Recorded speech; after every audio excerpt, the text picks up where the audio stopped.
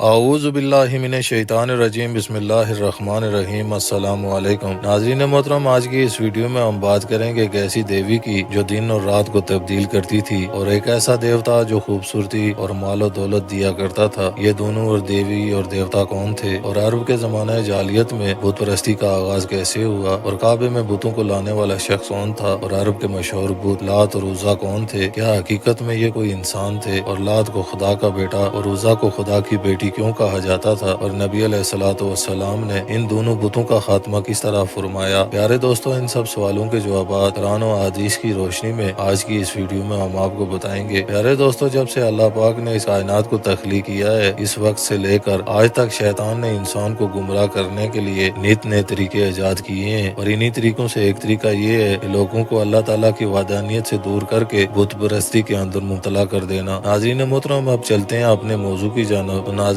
لات ایک بت تھا جسے قبیلہ ثقیف اور دیگر قبائل پوجتے تھے۔ یہ بت طائف شہر میں موجود تھا، اور اس کے ارد گرد ایک عبادت گاہ بھی تھی۔ پیارے دوستو، لات کے بارے میں ایک روایت یہ بھی ہے کہ یہ ایک نیک شخص تھا جو آج کے دوران زائرین کو ستو اور کھانے کا اہتمام کرتا تھا۔ اس کی موت کے بعد لوگوں نے اس کی یاد میں اس کی عبادت کے لیے بت بنا دیا۔ پیارے دوستو، لات کا مقام طائف میں تھا، اور قبیلہ ثقیف اسے اپنا دیوتا مانتے تھے۔ اس بت کو لوگ بارش اور زمین کی زرخیزی کا ذریعہ سمجھتے تھے۔ پیارے دوستو، اب بات کرتے ہیں دوسرے بت کی۔ تو محترم ناظرین، دوسرا بت عزا کے نام سے مشہور تھا، اور یہ ایک عورت کا بت تھا۔ عزا کو عرب میں بہت بڑی دیوی سمجھا جاتا تھا، اور خاص کر قریش قبیلے کے لیے۔ پیارے دوستو، عزا کو طاقت اور جنگ کی دیوی کہا جاتا تھا، اور اسے جنگ میں کامیابی کے لیے پوجا جاتا تھا۔ پیارے دوستو، اس بت کا مقام وادی نخلا میں تھا جو مکے کے قریب ہے۔ اس بت کے لیے ایک عبادت گاہ بھی بنائی گئی تھی، لوگ یہاں پر قربانیاں چڑھاتے تھے۔ عرب قبائل جنگوں اور دیگر اہم مواقع پر عزا کے آگے قربانیاں پیش کرتے تھے۔ دوستو، عزا کو طاقت، تحفظ اور کامیابی کی علامت مانا جاتا تھا۔ پیارے دوستو، قرآن پاک میں ان کا ذکر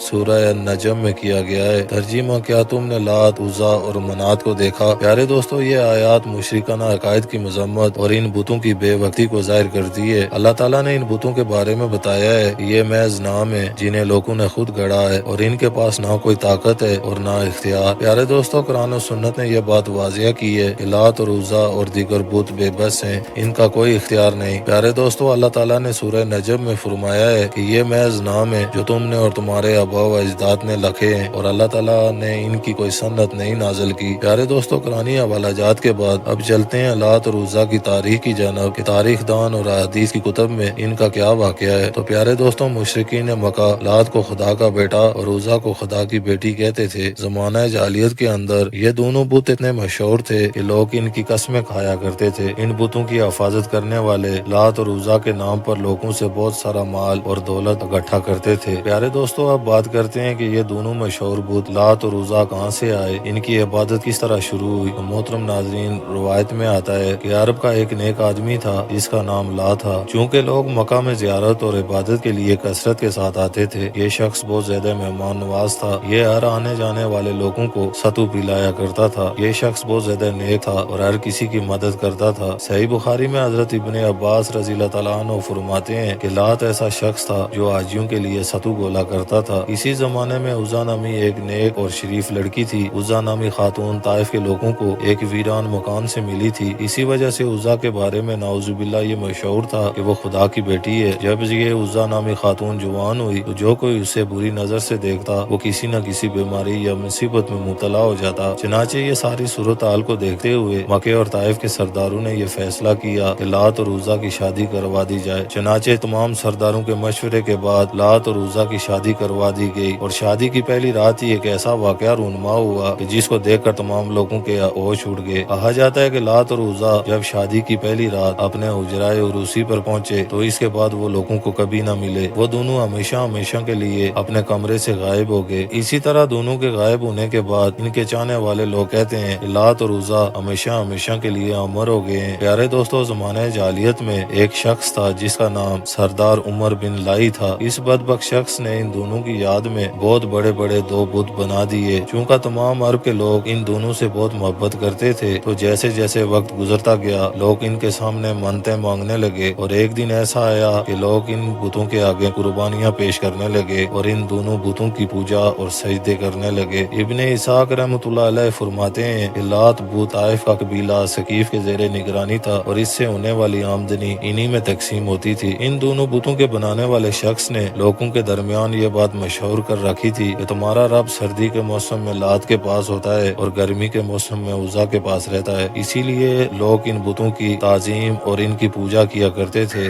اور ان کے لیے خاص قسم کے اجرے بھی بنا رکھے تھے۔ روایت میں آتا ہے کہ فتح مکہ کے بعد نبی علیہ الصلوۃ والسلام نے ان دونوں بتوں کا خاتمہ کروایا، جیسا کہ ابن کثیر لکھتے ہیں کہ لات بت کو توڑنے کے لیے آپ نے حضرت مغیرہ بن شعبہ کو بھیجا اور انہوں نے آپ کے حکم کے مطابق اس بت کو توڑ دیا اور اس بت کی جگہ مسجد طائف قائم کر دی۔ اور عزا دیوی کے خاتمے کے لیے آپ علیہ الصلوۃ والسلام نے حضرت خالد بن ولید کو بھیجا، آپ نے عزا کے اجرے کو گرا دیا اور اس کے بت کو توڑ دیا۔ پیارے دوستو، اس طرح آپ علیہ السلام نے لات اور عزا کے بتوں کو دنیا میں ہمیشہ ہمیشہ کے لیے ختم کروا دیا۔ لات اور عزا کے ذکر سے ہمیں یہ سبق ملتا ہے کہ شرک ایک گمراہی ہے اور اللہ تعالیٰ یہ عبادت کے لائق ہے۔ قرآن کریم میں ان بتوں کا ذکر کرتے ہوئے انسانوں کو توحید کی طرف بلایا ہے اور شرک کی تباہ کاریوں سے آگاہ کیا ہے۔ امید ہے ویڈیو پسند آئی ہوگی۔ ویڈیو پسند آنے کی صورت میں اپنی رائے کا اظہار لازمی کریں۔ ملتے ہیں کسی نئے ویڈیو میں، تب تک کے لیے السلام علیکم ورحمۃ اللہ وبرکاتہ۔